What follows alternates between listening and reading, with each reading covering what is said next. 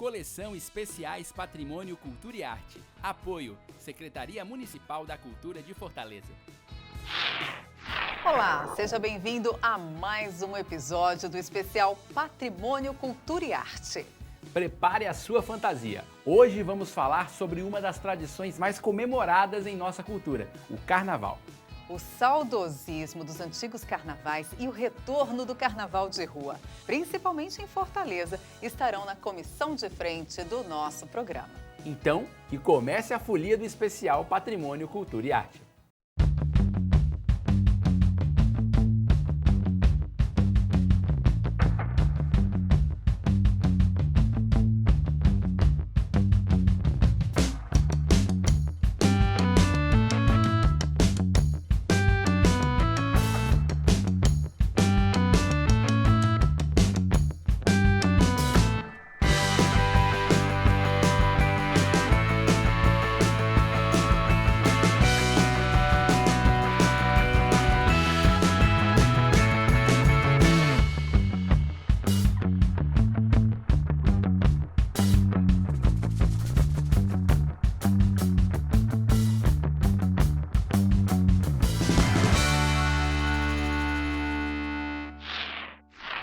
Do som solene do cortejo do maracatu ao agito do carnaval de rua, dos blocos e até de escolas de samba, o carnaval do Ceará se mostra multifacetado. Vamos ouvir o músico e brincante Calé Alencar. Ele, que é um dos importantes nomes do maracatu cearense, esteve no programa Coletiva em junho de 2011. Confira. Vamos viajar no tempo com o quadro Memória Cultural.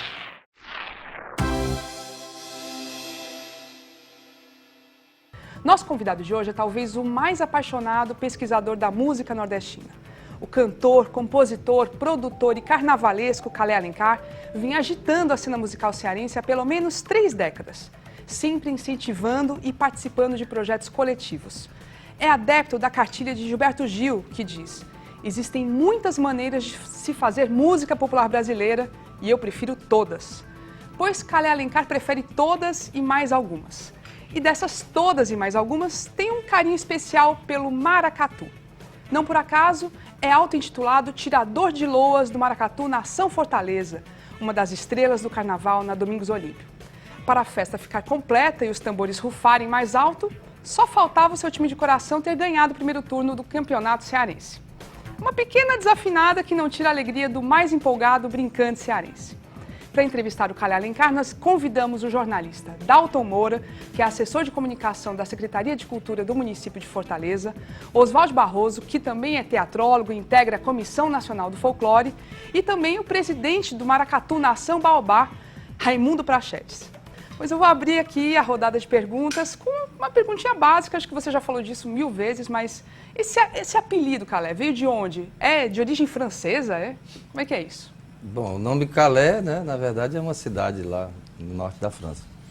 Mas assim, eu tive o prazer de conhecer um cantador rabequeiro maravilhoso, chamado Pedro Oliveira, que todo mundo conhece como o nome de Cego Oliveira. Esse sujeito ia na casa de minha avó, na cidade de Juazeiro, todos os dias ia tomar café, conhecia minha avó lá do mercado público, né, de Juazeiro do Norte. E eu implicava muito, porque ele cantava um romance célebre, que é o romance de João de Calais. E eu estudava francês, porque eu estudei no colégio salesiano.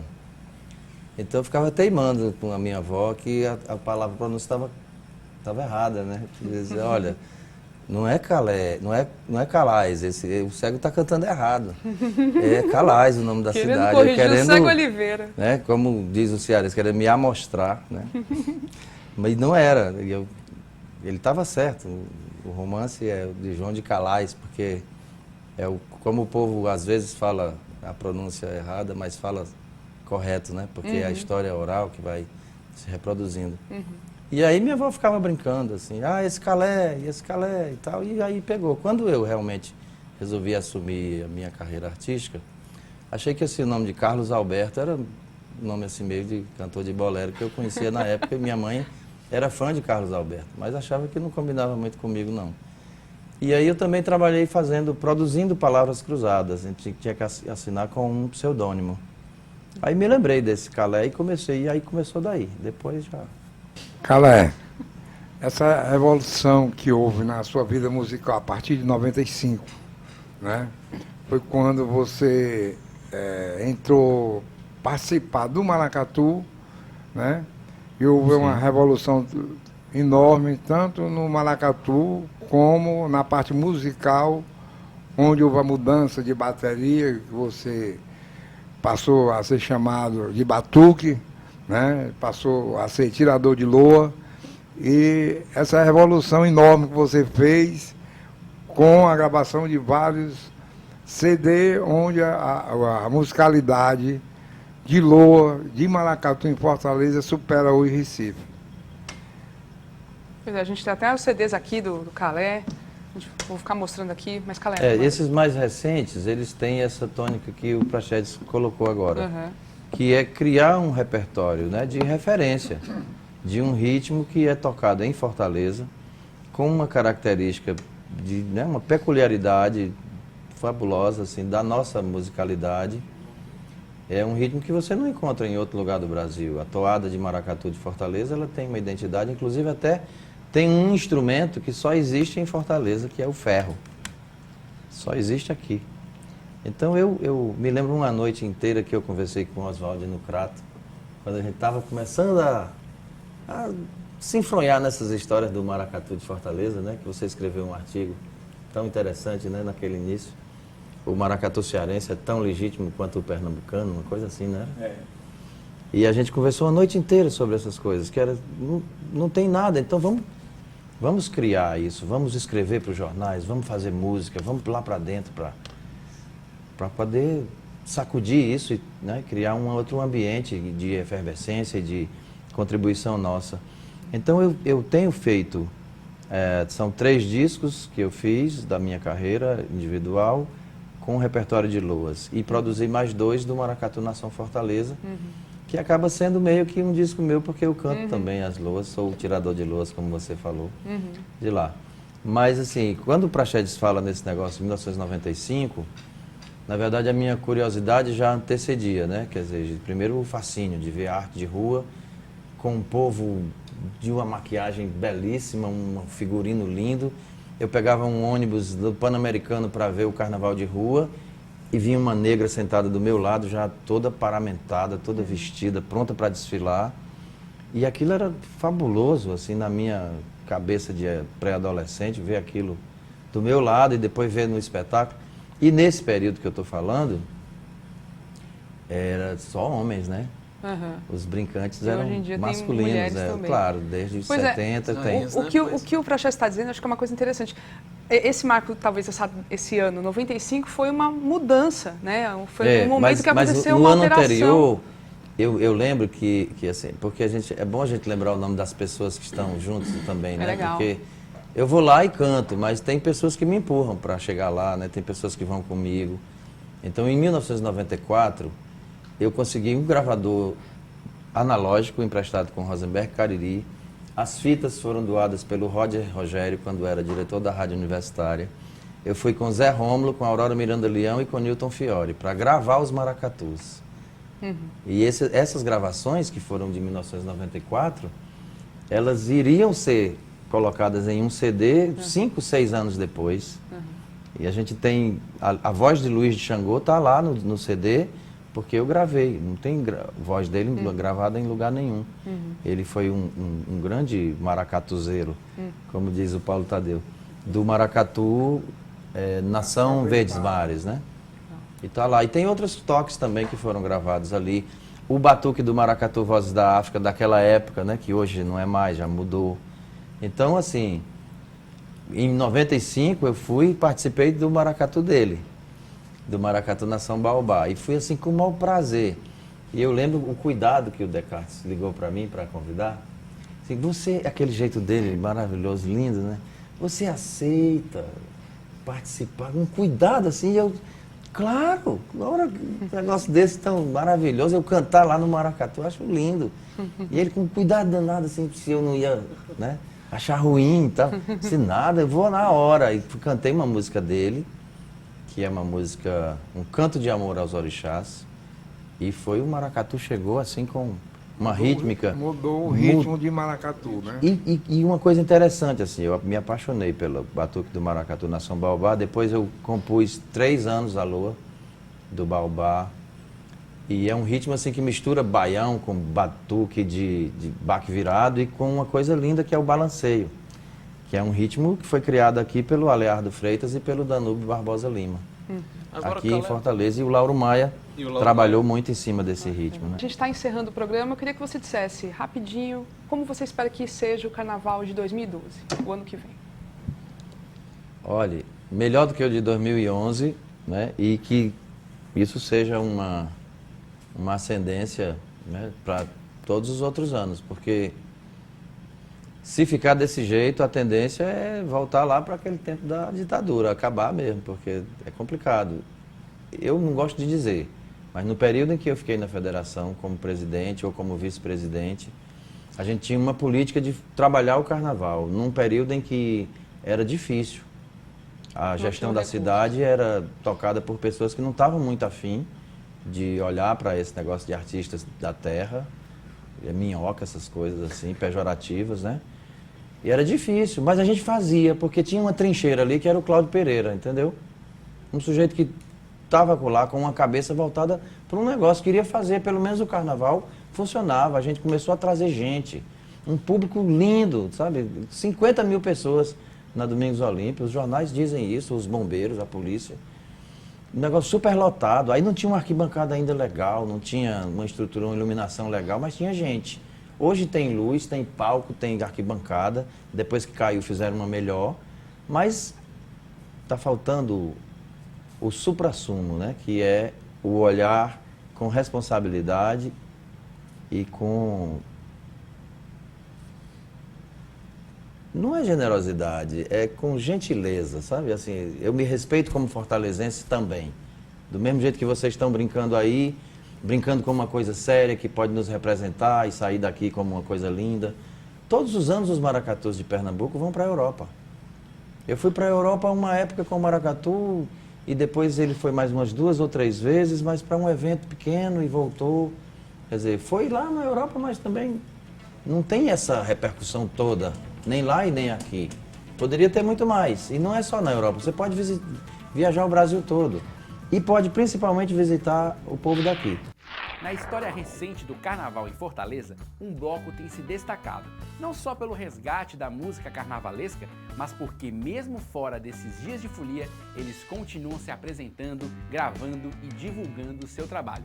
Durante o Festival Vida e Arte, Bruno Perdigão, um dos fundadores do Bloco Luxo da Aldeia, passou em nosso estúdio para uma conversa leve com Odilon Camargo. E um dos assuntos foi o carnaval, claro. A lata do lixo ou luxo da aldeia?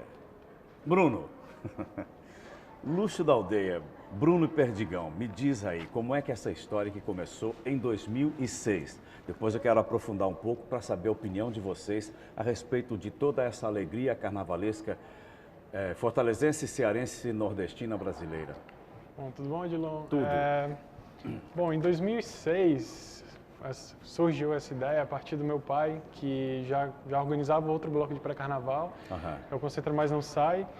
Ele teve uma ideia de montar um bloco que tocasse apenas músicas de compositores cearenses. Sim.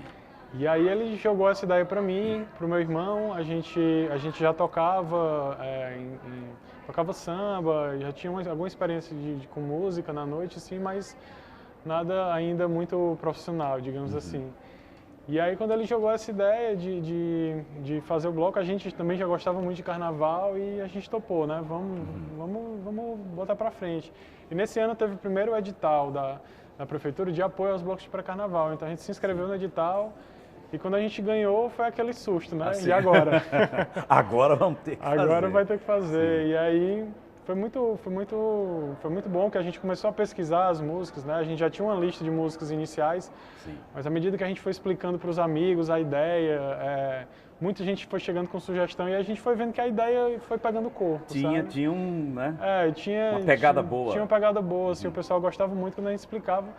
E aí na nossa primeira apresentação lá no Benfica, ainda era uma coisa bem simples, né? A gente não tinha nem palcos, montou o som no chão mesmo, então Mas já teve um retorno bacana, assim, do pessoal, sabe? Já deu um público legal, assim, você vê que quem ia gostando da ideia. E aí, pronto, de 2006... E legal, porque essa ideia que você, seu irmão, seu pai, dessa coisa de pegar a cearensidade mesmo, os compositores, o compositor do Ceará, é uma marca que o Luxo da Aldeia já pegou e fica com a gente aqui.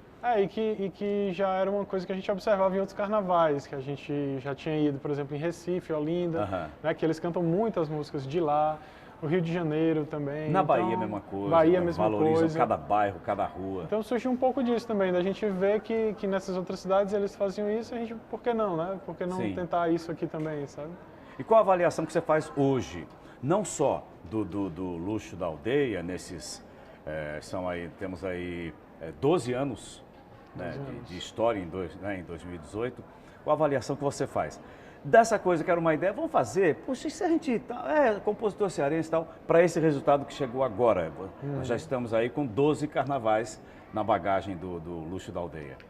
A primeira coisa que eu posso dizer é que no começo, que era uma brincadeira de amigos, continua sendo uma brincadeira de amigos, mas uma coisa requer muito mais organização, muito mais profissionalismo da nossa parte, né? Sim.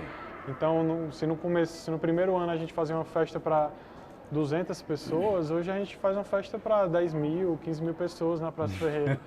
A diferença de responsabilidade é muito grande, né? Mas, ao mesmo tempo, é um resultado muito gratificante, porque aquela ideia que você começa ali e ainda com pouca gente vai ganhando força, vai ganhando adeptos. E uma avaliação que eu faço também é que, nesse período, foi muito importante, eu acho, para a cidade de Fortaleza, não só o luxo cresceu, não só o bloco Luxo da Aldeia, mas o pré-carnaval todo, né, da cidade. Hoje em dia a gente tem diversos blocos que levam milhares de pessoas para as ruas. Sim. Então, ter participado desse processo também de crescimento do pré-carnaval foi uma coisa muito importante para a gente. Deixa eu cutucar uma outra coisa aqui. Há um acontecimento nos anos recentes da festividade brasileira, da indústria do entretenimento brasileiro, que é do baixíssimo nível de uma certa faixa musical que, na verdade, deveria ser caso que... Algumas são, na minha opinião, são casos quase de polícia.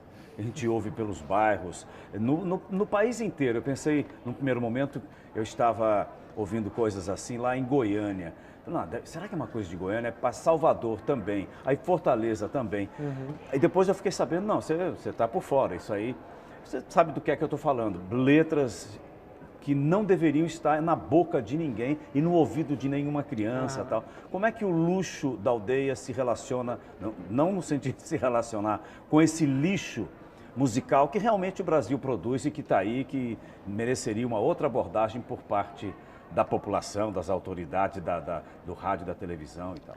Olha, Dilon, assim, o nosso trabalho, o que eu posso dizer é que, assim, muitas das músicas que a gente começou a tocar, elas já eram conhecidas. Por exemplo, na década de 80, músicas do Faustinilo, Ednardo, todas eram muito conhecidas. Mas a gente vê que essas músicas não tinham espaço, né? Por que elas não têm mais espaço? Por que essas músicas não tocam mais? Então, um dos apelos que eu acho que a gente teve foi de tocar essas músicas que as pessoas gostavam, mas que talvez não tivesse mais onde escutar, né? Não tivesse mais onde... E trazer isso para o carnaval, eu acho que foi muito importante, porque a indústria cultural realmente se apropriou muito do carnaval. Então, o carnaval, nos últimos anos, ele ficou muito monotemático, ou seja, tinha a música do carnaval que tocava 300 vezes num dia, aquela mesma música do carnaval, né? Então, assim, eu acho que o que é importante é a gente ter diversidade, sabe? Ter diversidade, ter espaço para todo tipo de música, porque realmente a indústria cultural, às vezes, elege um estilo, elege 2, 3 artistas para ficar martelando, enquanto a gente tem uma infinidade de músicos, infinidade de compositores, infinidade de estilos que poderiam ter mais espaço, eu acho, na mídia. O Luxo da Aldeia fez aí essa caminhada de 12 anos até agora, e é uma trajetória ascendente. Você tem ideia do que é que pode acontecer nos próximos 5 anos, 2019, 20, 21, 22, 23, 24, dá para enxergar? Eu falo, não, vamos tocando, vamos ver aí, imprevisível, como é que é? Como é que vocês dentro trabalham com isso? Inclusive dentro dessa realidade que eu falei, de baixíssimo nível, de coisas que estão aí. Depois de 12 anos a gente começa sempre a reavaliar um pouco, né? Assim, é um período muito longo e que nessa trajetória a gente sempre foi angariando mais público e mais foliões. E acho que agora a gente está numa fase também de ter que produzir mais música própria. Então, a gente lançou um CD esse ano que já tem um pouco disso, né? Assim, não só as músicas que já estavam no nosso repertório, mas algumas músicas, composições nossas também estão nesse disco. Mas ao mesmo tempo é muito difícil pensar em tão longo prazo, principalmente o carnaval, porque o carnaval é uma coisa que depende muito do apoio do poder público, né? A gente tem um carnaval hoje muito grande que sem o apoio do poder público, né? Na organização, na segurança, na limpeza, tudo isso a gente precisa muito do apoio do poder público, assim. E aí fica difícil a gente olhar, assim, 5 anos... Na verdade, o carnaval é uma batalha ano a ano, assim, né? Mas, assim, a nossa intenção é continuar sempre, assim, mesmo nas condições que não são as mais favoráveis, a gente continua porque é uma coisa que a gente gosta e é uma coisa que a gente tem um retorno muito legal, assim, do público. Uma ideia, assim, de, a partir de agora, ou no que vocês já fizeram até esse momento, de ir para outros espaços do Brasil, mesmo durante o carnaval ou um carnaval fora de época, de outros recantos, como é que é essa? A gente tem essa intenção, quando a gente lançou o disco, uma das intenções era essa, de fazer um intercâmbio maior com outras cidades, né? Esse ano a gente já tocou, esse ano e ano passado a gente já tocou em algumas cidades do interior do Ceará, que a gente nunca tinha feito, a gente sempre só tocava em Fortaleza. Né? E aí a gente tem essa ideia também de tanto no intercâmbio no ponto de vista da gente poder se apresentar nessas outras cidades, mas também de ter uma troca de ver como é que o carnaval é organizado nessas cidades, como os outros blocos de outras cidades se portam, se organizam, né? Isso pode ser muito interessante. Bruno, o Festival Vida e Arte, nessa versão 2018, está realmente abrigando uma quantidade, uma variedade tão grande de manifestações que foi legal conversar sobre o luxo da aldeia e essa contraposição que está na própria letra original da música, que é a lata do lixo. Temos que tomar um cuidado danado com isso, né? Então, bons carnavais aí pela frente. Valeu pela conversa. Muito sucesso para o luxo da aldeia na sequência. Hoje não é quarta-feira de cinzas, mas estamos encerrando o carnaval do programa de hoje. E que no próximo carnaval, nossas tradições e nossas raízes culturais voltem a ocupar as avenidas, ruas e blocos, celebrando e imitando a vida. No próximo episódio, temos um encontro na tela para falar sobre o cinema cearense. Prepare a pipoca e fique com a gente que é sucesso. Até lá!